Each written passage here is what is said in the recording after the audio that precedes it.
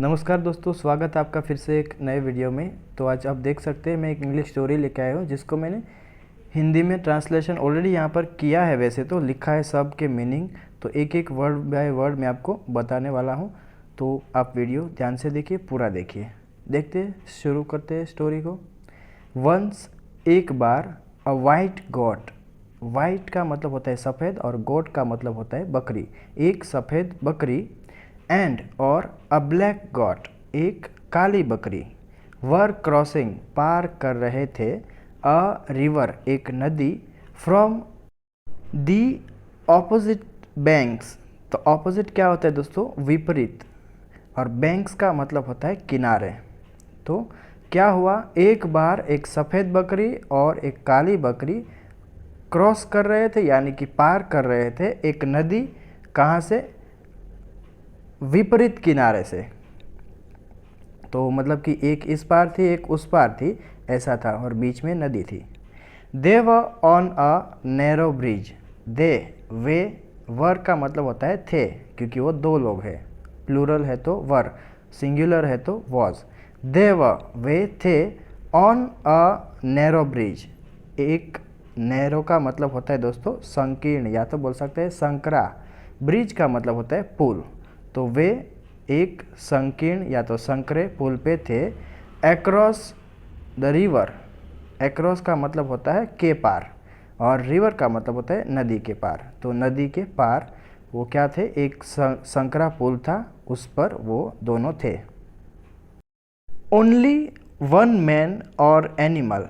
Only one man यानी कि केवल एक आदमी और या एनिमल जानवर, कुड वॉक, चल सकता था, ऑन इट, उस पर। ये जो है दोस्तों वो इट है, उस ब्रिज के लिए यूज़ किया गया है, क्योंकि वो संकरा ब्रिज था, एकदम से संकरा यानी कि संकीर्ण पुल था।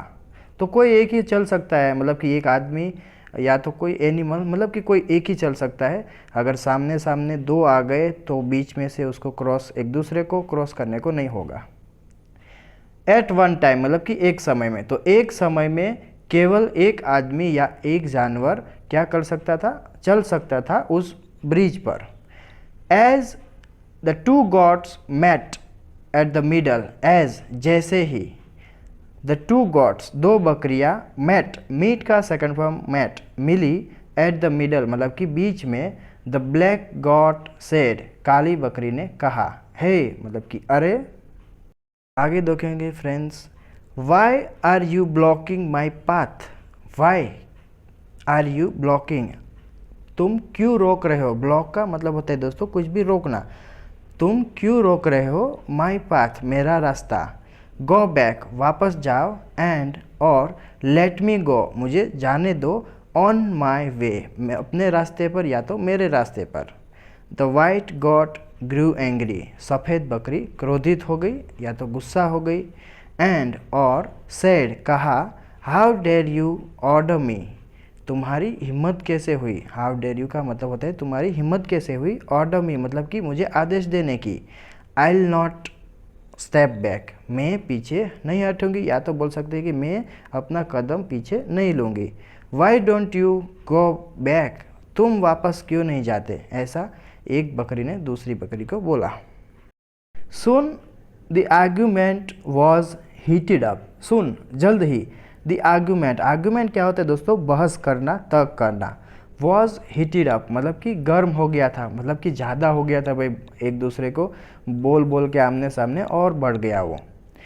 द टू गॉड्स, दोनों बकरियों ने, लॉक्ड, आपस में मिला लिए, मतलब कि मिला लिए, आपस में मिला लिए, मतलब कि आप सबको पता है जब जानवर एक दूसरे के सींग से या तो हेड से ऐसा मार के लड़ते हैं तो क्या होता है, एक दूसरे के जो सींग है वो फंस जाते हैं, उसका सामने वाले का इसके उसमें और इसका सामने वाले के उसमें सींग फंस जाते हैं। तो इसी तरह कुछ यहाँ भी हुआ।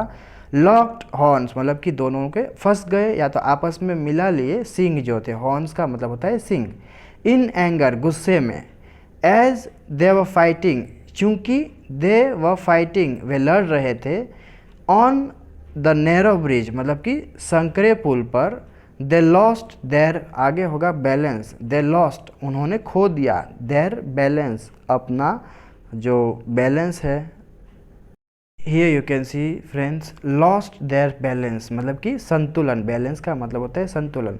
तो दोनों ने क्या किया, आपस में लड़ाई झगड़ा करके दोनों के सिंग फंस गए और अपना संतुलन वो दोनों खो बैठे। एंड और फेल इनटू, और गिर गए। फेल इनटू, तो इनटू यहाँ लगा है मतलब कि दोस्तों कुछ मोशन में जा रहा है, मतलब कि वो ऑलरेडी नदी के अंदर, रिवर के अंदर नहीं गिरे हैं अभी तक, वो ऊपर से जा रहे नीचे। मतलब कि कोई भी चीज़ कुछ मोशन में होता है तो इनटू होता है। इन होता है तो क्या होता है, पहले से ही सब अंदर में है। सब दो बकरियां अगर पहले से ही नदी के अंदर है तो उसमें इन लगता है। और इनटू मतलब कि वो ऑलरेडी जा रही है, अभी मोशन में है, ये काम चालू है ऑलरेडी, तो इसको बोलते हैं इनटू। आगे देखेंगे तो friends, the swift flowing river. तो स्विफ्ट फ्लोइंग रिवर क्या होता है दोस्तों, तेज बहती नदी। फ्लो का मतलब होता है बहना और रिवर का मतलब होता है नदी। तो स्विफ्ट फ्लोइंग रिवर मतलब कि तेज बहती नदी में क्या हुए, दोनों गिर गए। एंड और बोथ ऑफ देम ड्राउन। सो दोस्तों आप देख सकते हैं यहाँ पर हमको इस स्टोरी से मोरल क्या मिलता है। मोरल का मतलब होता है शिक्षा। देखते हैं शिक्षा क्या मिलता है इस स्टोरी से।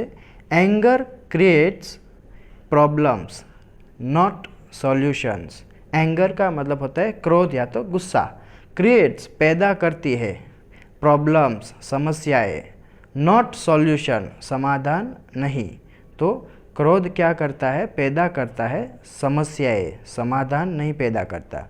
तो इस तरह से आज की स्टोरी दोस्तों यहीं ख़त्म होता है इसी अच्छे मोरल के साथ। आई होप आप सबको वीडियो अच्छा लगा होगा। अगर अच्छा लगा तो ज़रूर से लाइक कीजिए दोस्तों, चैनल पर नहीं हो तो सब्सक्राइब कीजिए चैनल को, बेल आइकॉन बटन को प्रेस करें ताकि ऐसे वीडियो के नोटिफिकेशन आप तक मिलते रहे, पहुंचते रहे। फ्रेंड्स के साथ इसको ज़्यादा से ज़्यादा शेयर करें ताकि उन लोगों को भी इंग्लिश अपना इम्प्रूव करने में हेल्प हो। मिलते हैं एक नए वीडियो में। Till then take care, keep learning, have fun.